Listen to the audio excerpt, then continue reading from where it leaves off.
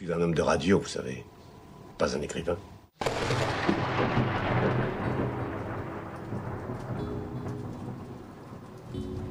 Nom de Zeus! Le coup de foudre, c'est ça. De 13h à 14h, Georges Vernat et son équipe accueillent des passionnés pour vous faire entrer dans leur univers. Coup de foudre, c'est tout de suite sur Prune.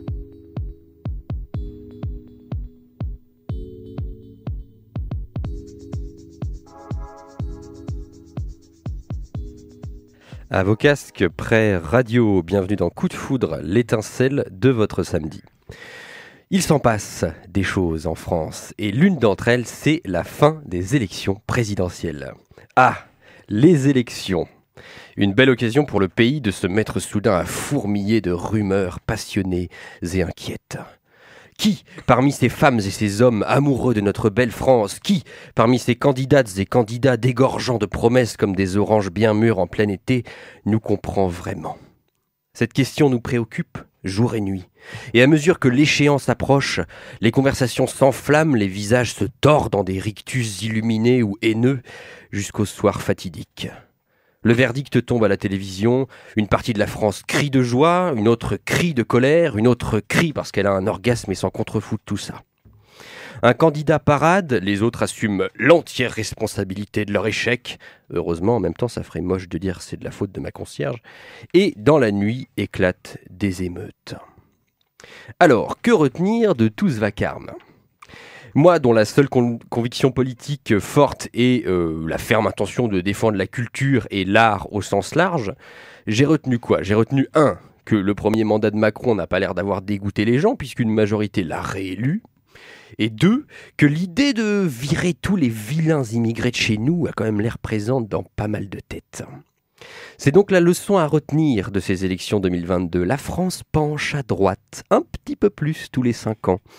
Et il va falloir mettre les bouchées doubles sur l'éducation de nos gosses pour leur expliquer que la différence du voisin est une beauté, pas une menace. Sinon, c'est l'heure de vous présenter le reste de l'équipe. Alors d'abord, il y avait Roma, notre chroniqueuse de mystère qui va nous parler d'un polar labyrinthique. Pour l'instant, elle est en pause déjeuner, elle va nous rejoindre après. Ensuite, Brian, notre chroniqueur globetrotter, tu vas nous emmener pas loin du Tibet, c'est ça ? C'est ça, exactement. Déjà, bonjour à tous. Et oui, je vais vous emmener dans un pays très peu connu qui s'appelle le Bhoutan. Super, on a hâte de découvrir ce pays. Et quant à la réalisation, aujourd'hui, c'est Nicolas qui s'en occupe. Salut Nicolas. Salut. Merci d'être là. Merci de me recevoir. Enfin, non, de me recevoir, je ne suis pas l'invité, mais merci de me permettre de vous rencontrer et puis de réaliser des émissions de jour. Avec grand plaisir. C'est vrai que tu es plutôt un oiseau de nuit. Ça va, ça t'aveugle pas trop le soleil ? J'ai des cloques, mais ça devrait aller. J'ai amené ma biafine. Il est un peu vampire sur les bords. Et aujourd'hui, dans Coup de foudre, nous recevons Franck Gérard, artiste photographe. T'as vu, j'ai mis artiste, j'y ai pensé. Salut Franck, bienvenue dans l'émission. Bonjour à tous. Artiste ? Ouais, parce qu'on a artiste auteur, oui c'est vrai, artiste. Quand je t'avais interviewé il y a 2 ans, pourquoi je disais pas. Photographe et tu m'avais dit quand même, tu te sens plus artiste photographe. Aujourd'hui j'ai changé. C'est vrai ? On va en parler. Pour te présenter en 2 mots, tu as obtenu donc ton DNSEP aux Beaux-Arts de Nantes en 1997 et puis suite à un événement grave dans ta vie, en 1999, tu t'es lancé avec passion dans la photographie, avec un amour particulier pour les images de la rue, proches des gens. En 23 ans de métier, tu as participé à une 30aine d'expos et fait une 10aine de résidences, donc a priori on va avoir de quoi parler pendant cette interview. Mais avant d'entamer les babillages radiophoniques, je te propose un tac au tac supersonique, le quiz éclair. Les règles sont simples, je te pose 12 questions où tu dois choisir entre 2 réponses le plus vite possible. Si aucune réponse ne te plaît, tu es libre d'en choisir une autre tant que tu vas vite. T'es prêt ? Le piège. J'étais pas au courant. C'est vrai ? Ah bah tant mieux, c'est parfait. J'adore prendre les invités au dépourvu. Alors, vitesse ou lenteur ? Lenteur. Sucré ou salé ? Salé. Argentique ou numérique ? Les 2. Vote ou abstention ? Les 2. Ok. Ville ou campagne ? Dis pas les 2 parce que... Le désert. D'accord. Pessoa ou Fante ? Ouais, c'est dur ça, Pessoa. C'est fait pour être dur. Thé ou café ? Café. Ça, je savais. Penser ou vivre? Vivre. La plupart des gens n'arrivent pas à répondre à celle-ci. Chat ou chien? Chat. Je le savais. Ténèbres ou lumière? Lumière. Organisé ou bordélique? Bordélique. Passé ou futur? Présent. Ok, excellente réponse. On va passer à l'interview proprement dite. Comme d'habitude dans cette émission, c'est une tradition. On n'a pas de jingle pour l'interview, donc on le fait tous ensemble à la bouche. Voilà. Alors ça donne un espèce de petit cafarnaum pendant 5 secondes. En général, c'est magnification. 1, 2, 3.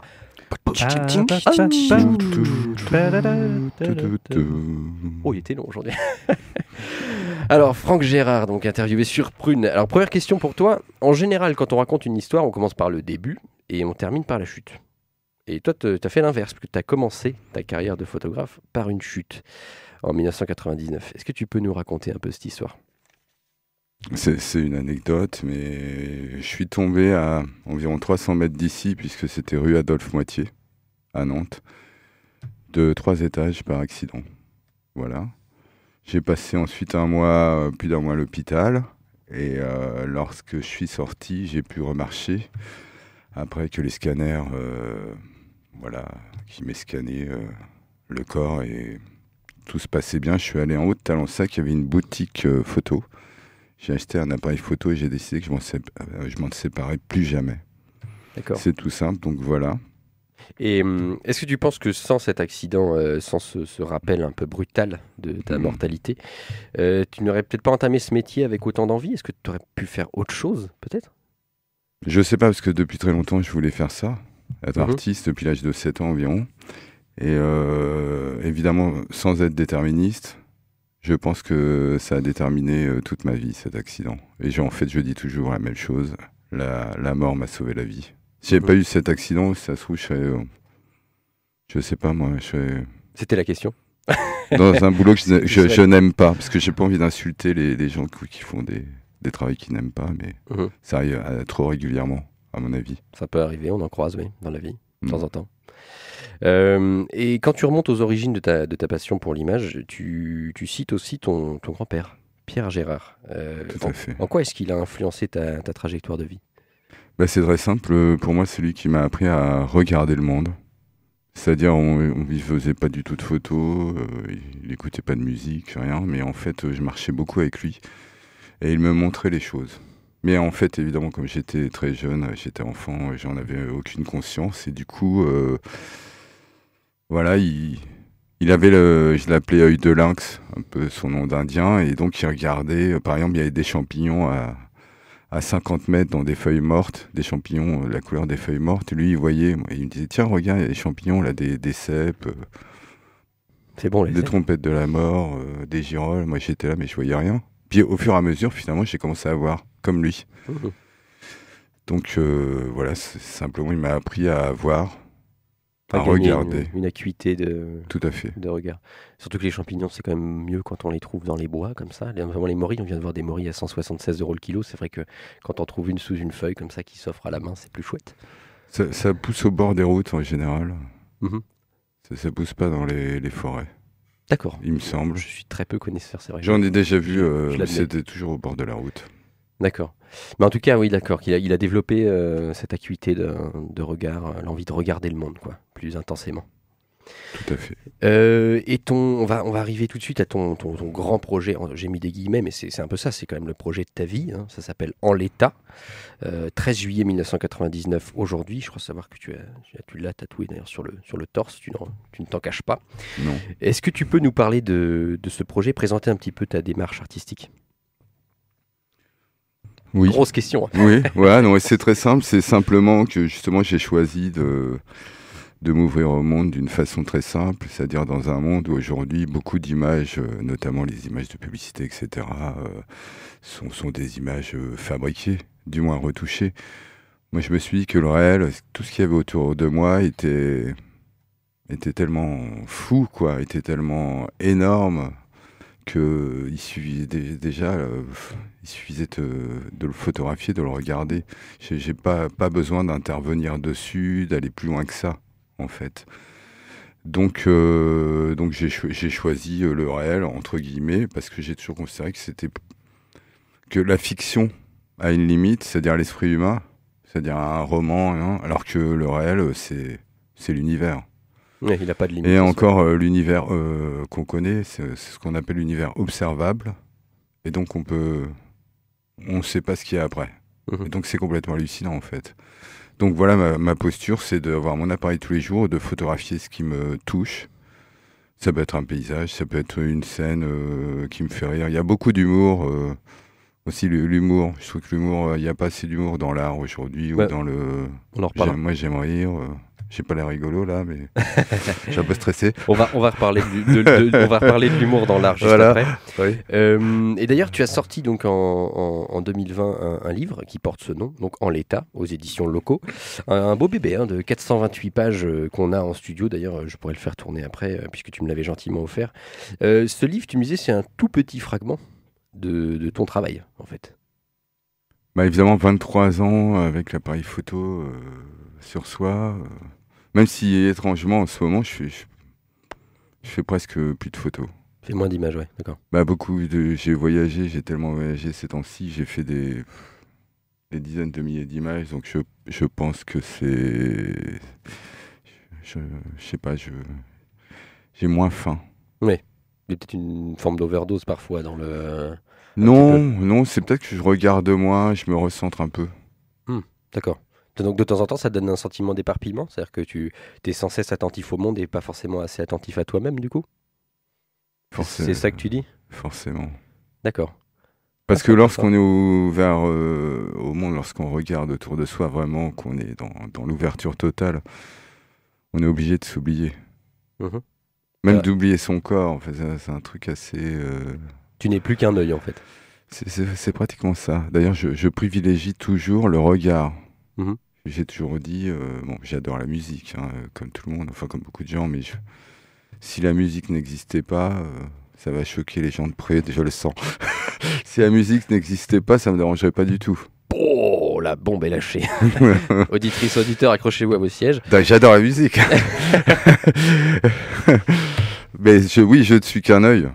Non, je comprends, c'est assez intéressant et j'aime ce point de vue assumé en soi. C'est-à-dire que toi, c'est le regard, c'est l'image qui t'intéresse le plus. Ouais. Tu as fait aussi de nombreuses résidences photographiques à Poitiers, domaine de Kerguéhennec, d'ailleurs que j'ai aussi amené le livre, j'ai pensé à tout ce matin, c'est merveilleux. À Los Angeles, au Havre. Est-ce qu'il y a quelque chose qui relie un peu chacun de ces séjours, un fil rouge que tu déroules dans tes images ?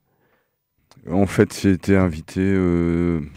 plus souvent pour deux choses, la photographie de rue et le paysage.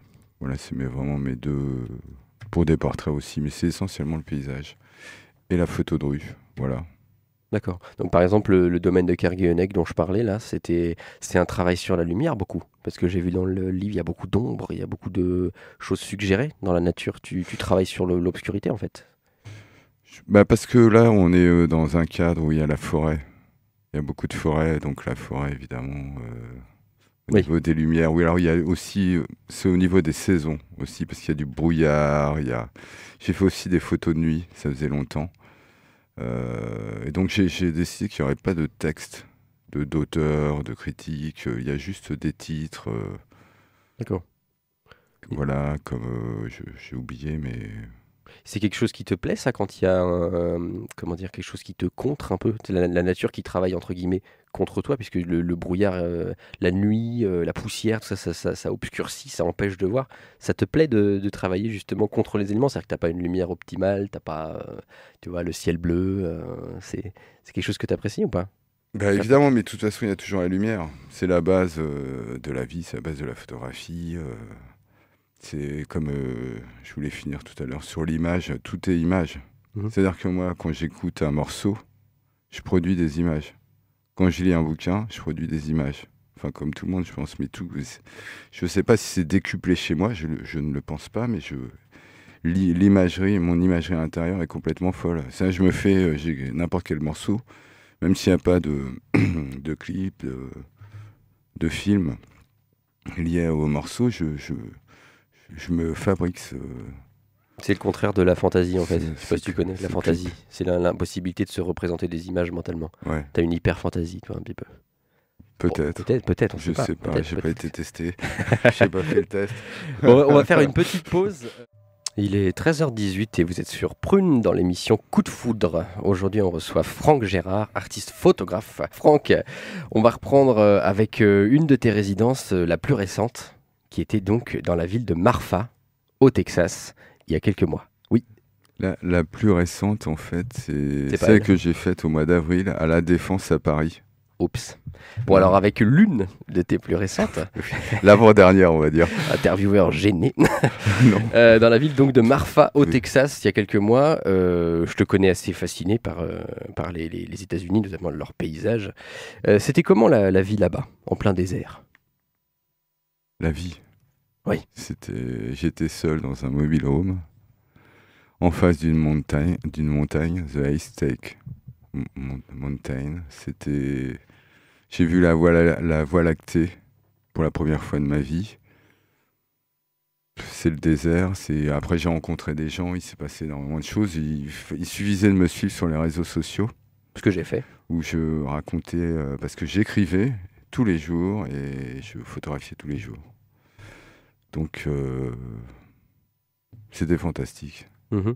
Tu t'es promené pas mal autour aussi de... J'ai beaucoup marché, mais j'ai aussi beaucoup pris la voiture, évidemment, puisqu'on est dans le désert. Il n'y a pas d'autre, finalement. Alternative, oui. Non, on peut pas. La problématique, c'est qu'on ne peut pas se promener partout, puisqu'on est au Texas.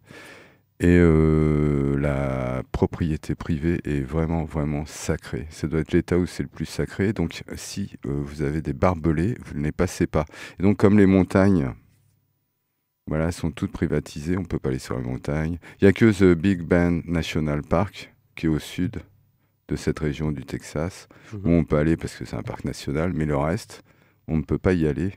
Et si on y va, on risque gros. De se faire abattre comme un chien dans le désert. Exactement, D'accord. et en plus, on sera en tort.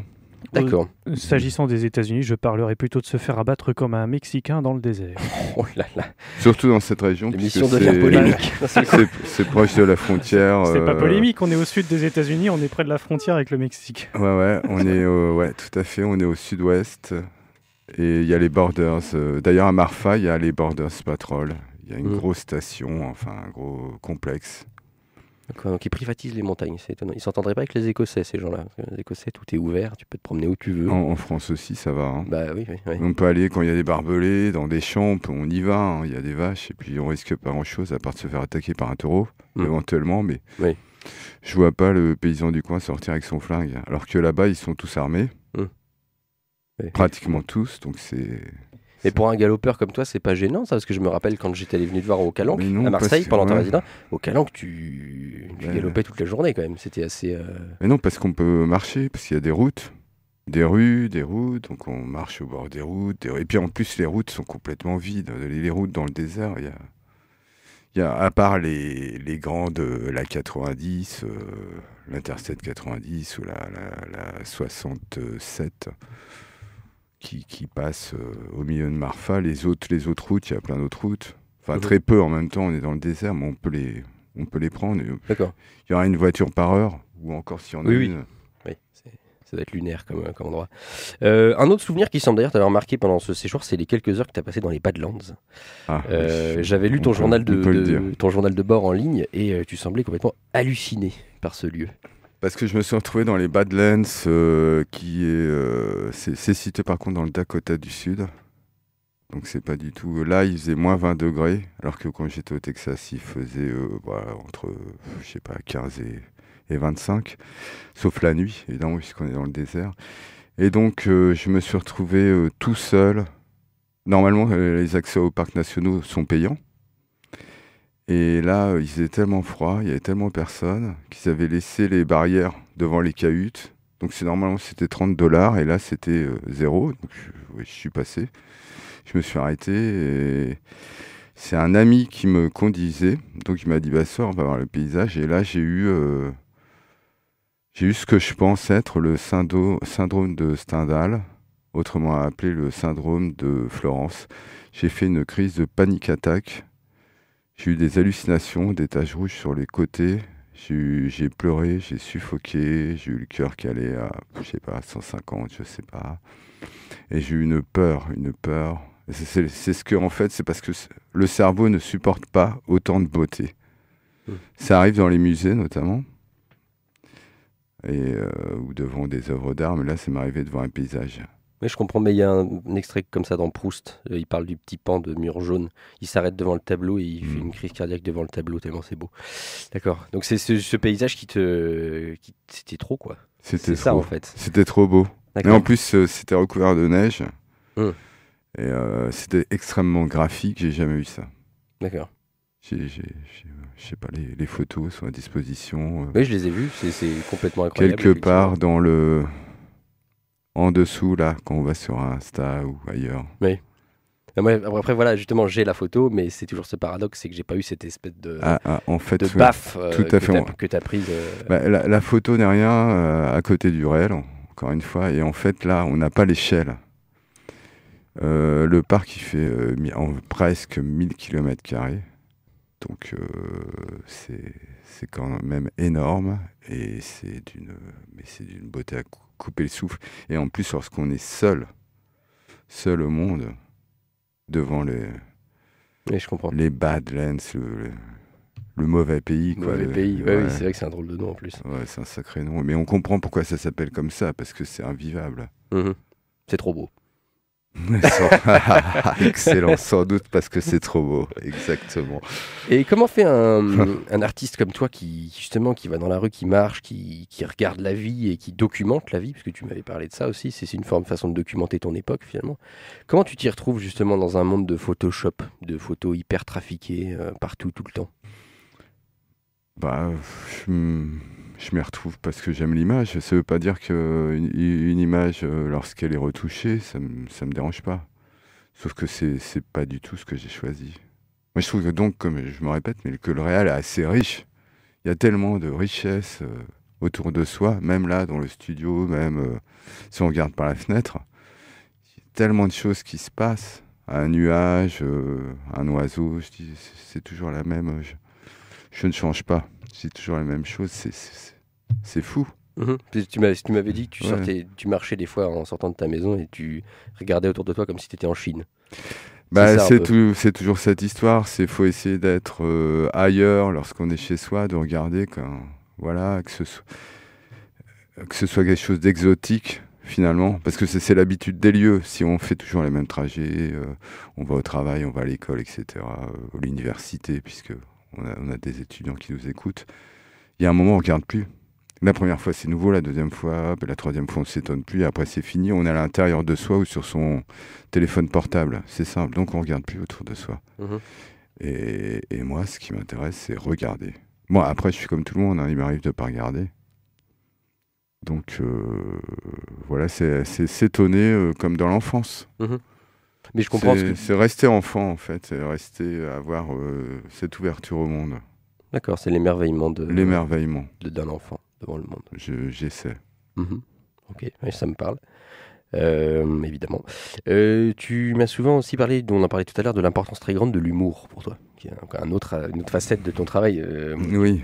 Si vous trouvez en l'état justement le livre aux éditions Locaux, vous verrez, il y a beaucoup de photos très drôles. La vie est drôle en fait, c'est burlesque. La rue. Est-ce que tu trouves que la photographie contemporaine se prend trop au sérieux? Bam. Allez. Non. Non, pas forcément.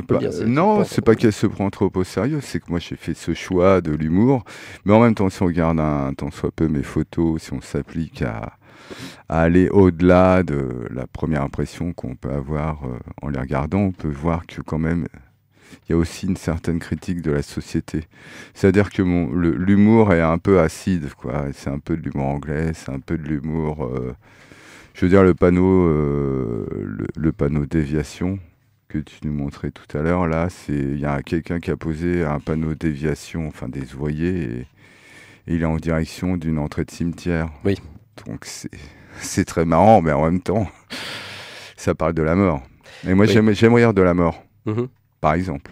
Ouais, pas que de ça, de plein de choses, mais... Je comprends bien. On a reçu à la 3e émission, je crois, une amie rennaise, une artiste qui s'appelle Adèle Ancior, qui est photographe aussi. Et justement, elle adore les cimetières. Moi, je trouve ça fascinant. Moi aussi. Tu vois, elle trouve ça fascinant. très beau. Elle s'y promène. Au Texas, j'étais dans une ville à moitié fantôme, quoi, qui s'appelle Shafter, qui est entre Presidio et Marfa. Donc, je sais pas, à 30 km de la frontière, il y a un cimetière, mais avec des cactus, des pierres, c'est complètement extraordinaire, c'est fascinant. Quand on voit les cimetières en Angleterre, ou le cimetière Saint-Pierre à Marseille, c'est toujours très beau. Il y a toujours moi j'aime bien regarder les dates des gens, de calculer la vie des gens, c'est horrible. Ah, mais je comprends, il y a toutes ces vies qui étaient là et qu'on ignore complètement. C'est-à-dire qu'en fait, en regardant la mort, je pense à la vie. C'est la vie en fait. Forcément, ça se mord la queue. Aïe, ça fait mal d'ailleurs. Qu'est-ce qu'il y a de prévu pour toi ces prochains mois, comme exposition, résidence, projet Il y aura une exposition, le vernissage, c'est le 22 juin sur le parvis de la Défense. D'accord. Voilà, j'ai un autre bouquin en projet sur les Calanques, ma résidence dans les Calanques, ce que j'écrivais aussi. J'ai quelques autres... petit truc, mais j'ai envie de rester un peu dans le coin. La résidence qui était prévue en Chine, non ? J'avais une résidence en Chine, mais c'était prévu en mars et avril 2020. Oui. Et puis, donc du coup, tout le monde n'a pas oublié cette date. Ces dates-là, c'est de voilà. Et donc, quand on voit la situation en Chine. Oui. C'est complètement impossible. C'est très compliqué. Sauf si je veux rester 2 mois dans un hôtel. Oui. Enfermé dans un hôtel. Mais non. Je comprends. Marcher dans une chambre de 10 mètres carrés toute la journée, non. À un moment, ça va être difficile de s'émerveiller devant le papier peint, quoi. Ou devant la fenêtre. Oui. À un moment, au bout de 2 mois, je pense. Ce serait compliqué, je comprends. Compliqué, même pour toi.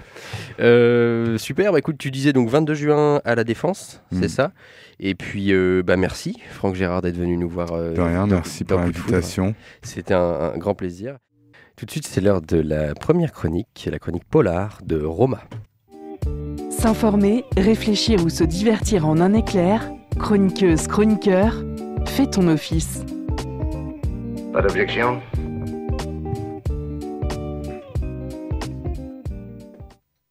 Bonjour à toutes et à tous, je suis heureuse de vous retrouver dans l'émission Coup de foudre pour une nouvelle chronique polar. Je m'appelle Roma, j'aime les enquêtes, les énigmes et les mystères, et aujourd'hui je vais vous parler du roman « Il était deux fois » de Franck Tilliez. Gabriel Moscato, inspecteur de police, cherche sa fille Julie, 17 ans, disparue en montagne il y a 1 mois, non loin de la ville de Sagas.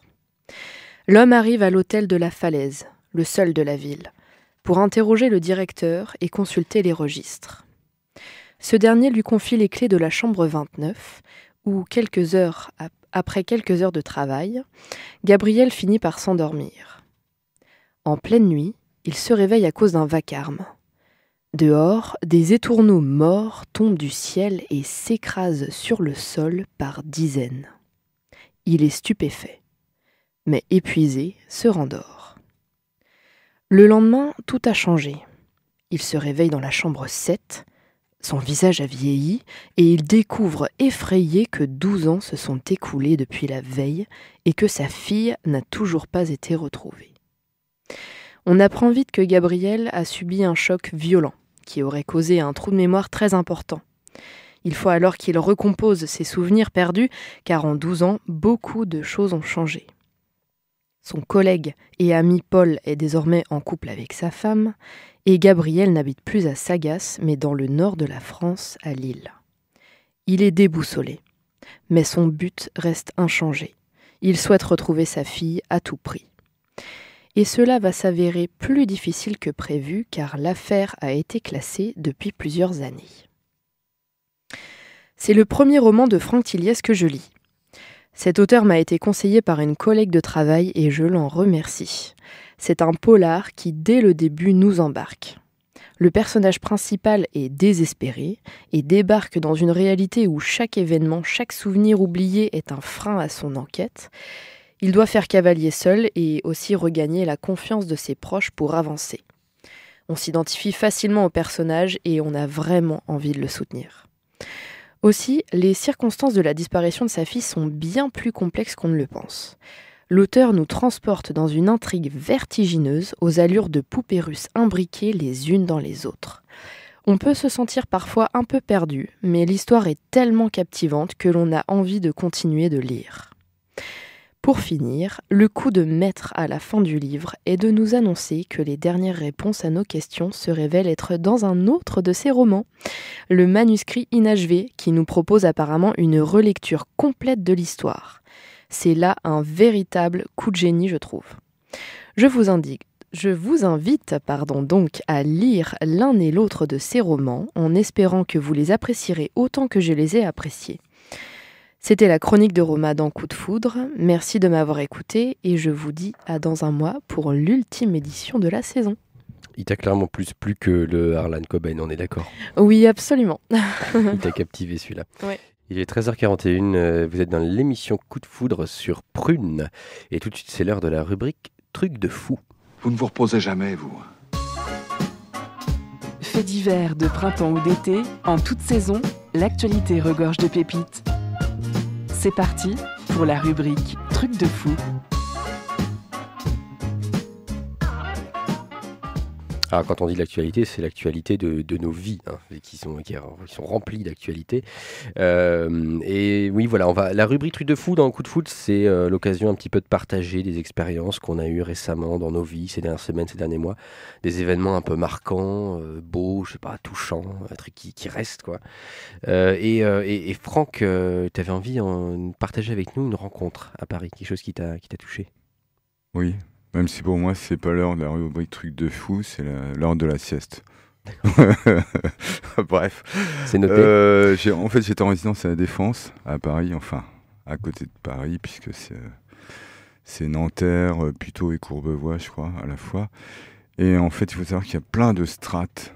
C'est-à-dire, la route passe dessous, il y a les gratte-ciels, donc c'est complètement incroyable. Et surtout, il y a des strates sociales. Donc on a beaucoup de SDF qui vivent dessous. Et j'ai rencontré une personne qui parle à un photographe qui a une chambre photographique. Et pas une chambre à coucher, parce qu'il y en a qui connaissent peut-être pas la photo. C'était facile. Mais, et donc, le type était à moitié SDF. Et en fait, c'est quelqu'un qui a travaillé avec... des gens extrêmement connus, qui a fait des couvertures de magazines connus dans les années 90 et début 2000. Mais voilà, un jour, sa maison, enfin son appart, je crois, c'est plutôt à brûler. Donc il a tout perdu, tout son matériel, mais surtout toutes ses photos, toutes ses pellicules, tous ses diapos. Et il a arrêté. Et donc c'est ça. C'est une histoire un peu triste, mais très triste. Ça pourrait arriver à tous les photographes. L'histoire, c'est que tu l'as rencontré, en fait. L'histoire, c'est que je l'ai rencontré. J'ai énormément discuté avec lui de photos. C'était un passionné et tout. Et c'était un type énorme, quoi. Génial, qui est resté positif. Et tu disais que maintenant, il est sans domicile fixe, c'est ça? Je sais pas vraiment, mais vu son état, si je puis dire. Il avait l'air, en tout cas... il n'a pas l'air d'être très riche, quoi. Fatigué, pas dans une bonne période de sa vie. Non, ouais. Avec quand même la 8-6 toujours à la main. Ouais, je comprends. 24 sur 24, quoi, presque. Ouais. Je sais pas, mais... Ok. Donc oui, et ça forcément, toi, en tant que photographe, voilà. Ça t'a parlé, je comprends. Voilà. Ça marche. Roma, qu'est-ce que tu voulais partager avec nous? Alors, nous sommes sur un tout autre registre. Je préviens, on bascule vraiment d'atmosphère et d'ambiance. Bien sûr. Ma vie a été assez rigolote ces derniers jours. Je me suis rendue à La Rochelle pour le travail. Je travaille en bijouterie. Et on a été à une réunion de tous les magasins... du magasin de bijoux dans lequel je travaille, où tous les employés se rencontrent. Et ce qui était très amusant, c'est qu'il s'est passé deux choses assez rigolotes ce soir-là. La première, c'est que j'ai participé à un quiz des années 80 et j'ai gagné la 3e place. J'ai gagné une bouteille de rosé qui est excellent. Il n'est pas dégueu, hein. Voilà, en Franchement, répondant, il est pas dégueu pour moi. répondant à une question très amusante, c'est de quel visage de personnage connu le personnage d'E.T. a été-il inspiré? Et je ne le Quelqu'un savais pas. J'ai Quelqu'un répondu absolument par hasard. Peut-être Spielberg? Non, c'est Albert Einstein. C'est Spielberg qui a réalisé E.T. Oui, par justement pour ça. C'est pour ça que justement je me dis Ah oui. pourquoi pas Spielberg, vu que c'est lui qui a réalisé le film, pourquoi Ça il s'est aurait pas pu. fait une satire de lui-même ou Tout à fait. Ouais. pourquoi pas? D'ailleurs, c'était peut-être même dans le choix multiple, c'était une histoire de QCM, il y avait un choix multiple, sinon j'aurais clairement jamais trouvé, mais une histoire de hasard a fait que j'ai emporté cette bouteille de Donc vin. Einstein, E.T., bouteille de rosé. Exactement. Et la dernière anecdote, c'est que mon patron a dansé toute la soirée et du coup, tous les employés ont aujourd'hui une vidéo de leur patron en train de danser. Ce que je trouve très très amusant. Et c'était le dernier à rester sur la piste de danse à 1h45 du matin. Voilà, bravo à lui. Comme quoi les patrons sont bien humains. Tout à fait, tout à fait. Donc les patrons dansent en fait, voilà. On le sait. Ils s'amusent même, ça n'est pas... oui. Les patrons sont bien humains, ça fait très slogan de syndicat de type MEDEF.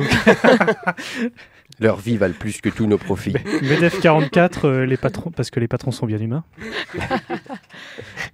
J'avoue, ça sonne bien en fait. J'aime bien. On va peut-être déposer un truc. Nicolas, toi, pour finir cette rubrique aujourd'hui haute en couleur, tu veux nous parler de quoi? Moi, je veux vous parler télévision. Je veux vous parler d'une série qui s'appelle Serviteur du peuple. Est-ce que ça parle à quelqu'un autour de la table? Absolument pas. Pas du tout. C'est parfait. Rien à voir avec les 2 minutes du peuple de... Non. Non. Ça aurait même pas pu. C'est dans un tout autre registre. C'est une satire politique qui a extrêmement gagné en popularité depuis quelques mois pour la simple et bonne raison que le rôle principal... Alors, je vais vous pitcher l'histoire. D'abord, c'est un prof d'histoire qui, par un concours de circonstances un peu hasardeux, se retrouve propulsé président de l'Ukraine. Ça se passe donc en Ukraine, vous l'aurez compris. Et le rôle principal est interprété par un certain Volodymyr Zelensky, qui est aujourd'hui président de l'Ukraine, mais qui, au départ, est un acteur. Bon, il a une formation de juriste, mais il est avant tout comédien. Qui est connu depuis une vingtaine d'années là-bas. Il a remporté, entre autres, l'édition ukrainienne de Danse avec les stars en 2006. Il est très connu pour parodier à la quasi-perfection Lady Gaga et Madonna. Et pardon, mon genou cogne sur le clavier. Quand on dit Lady Gaga, on doit cogner quelque chose. C'est là. Et en 2015, donc, est diffusée la série Serviteur du peuple, dans laquelle un prof d'histoire se retrouve propulsé président de l'Ukraine un peu par hasard. À tel point où, dans le premier épisode, le Premier ministre se pointe chez le personnage interprété par Zelensky, qui habite encore chez ses parents, et lui dit « Bonjour, monsieur le président ». Et je fais très très vite. Dans le premier épisode, il se retrouve donc un peu dans les arcanes du pouvoir, sauf qu'il cherche toute la journée à acheter l'album d'un artiste qui s'appelle Zizio, qui est l'artiste à la mode à l'époque, sauf qu'il n'y arrive pas parce qu'il est pris dans ses responsabilités, il n'arrive pas à acheter l'album pour sa nièce, et à la fin de l'épisode, Zizio apparaît surgit d'une immense fausse pièce montée et interprète la chanson que l'on écoute tout de suite qui s'appelle Sama Sama. Il est 13h51 et vous êtes sur Prune dans l'émission Coup de Foudre. Tout de suite, c'est l'heure de la seconde chronique, celle de Brian. S'informer, réfléchir ou se divertir en un éclair, chroniqueuse, chroniqueur, fais ton office. Pas d'objection?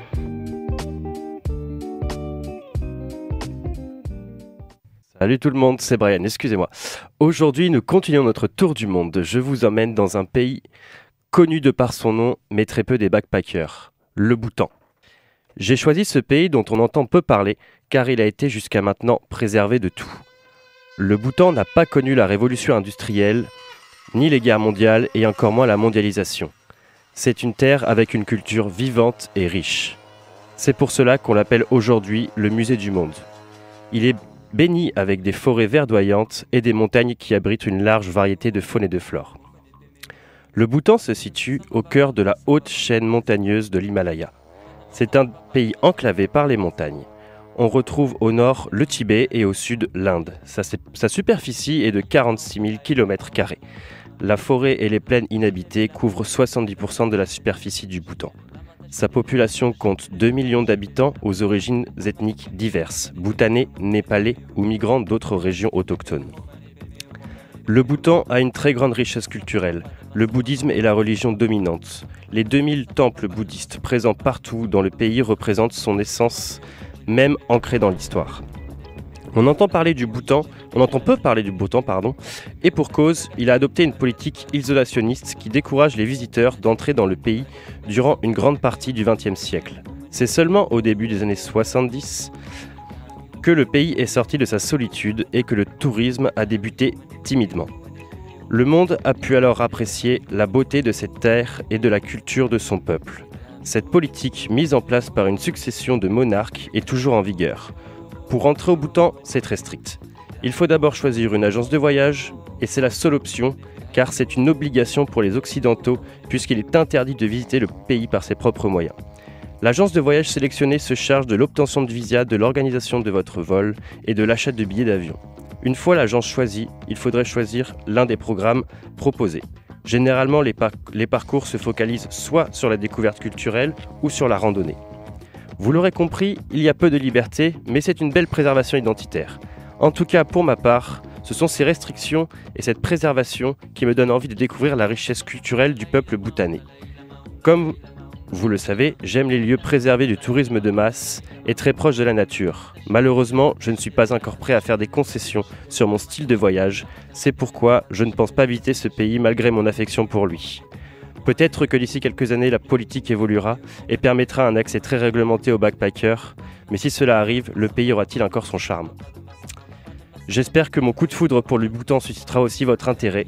Merci de m'avoir écouté. On se retrouve dans un mois pour une émission très spéciale. Il est 13h57, vous êtes sur Prune et Coup de foudre, c'est terminé pour aujourd'hui. Merci Franck Gérard d'être venu nous rendre visite. Merci à vous tous de m'avoir accueilli, c'était super. Un grand plaisir, tu reviens quand tu veux l'année prochaine. Si on se refait Coup de foudre, on te réinvitera. C'est une promesse que je fais officiellement devant la France. Et merci à vous, auditrices, auditeurs, d'avoir suivi cette émission aujourd'hui. Je vous donne rendez-vous le 4 juin pour la 8e et dernière édition de Coup de foudre pour cette saison. On fera une émission spéciale pour l'occasion.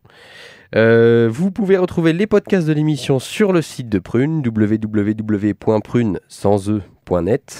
ainsi que Spotify, Apple Podcasts, Google Podcasts et sur ma chaîne YouTube, Georges en Poésie. Portez-vous bien, attrapez la foudre et à dans un mois.